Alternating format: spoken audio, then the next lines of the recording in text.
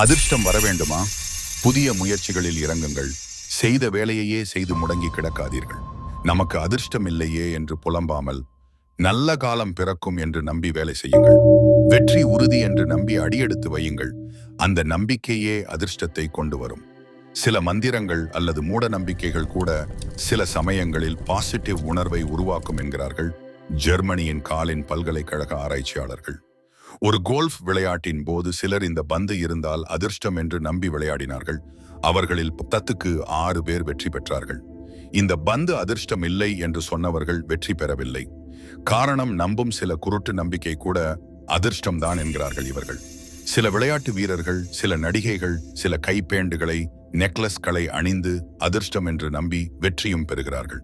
உங்களை சுற்றி நடப்பவைகள், நீங்கள் பார்ப்பவைகள் எல்லாம் உங்களுக்கு ஏதோ ஒன்றை உணர்த்துகிறது என்று நம்பி அதை பின்தொடர்ந்து செல்லுங்கள். அது உங்களுக்கு அதிர்ஷ்டத்தை கொண்டு வர உதவும் ஒரு யுக்தி என்று நம்புங்கள். உங்களது தன்னம்பிக்கை வளரும் என்கிறார் ஒரு தன்னம்பிக்கை பேச்சாளர். அடுத்த முறை தோல்வியில் இடிந்து போய் உட்காரும் போது உங்கள் அதிர்ஷ்டத்தின் மீது பழி போடாதீர்கள். வாழ்க்கையில் உயர்வும் இருக்கும், தாழ்வும் இருக்கும். அதை மாற்றும் விதி உங்களிடம்தான் உள்ளது.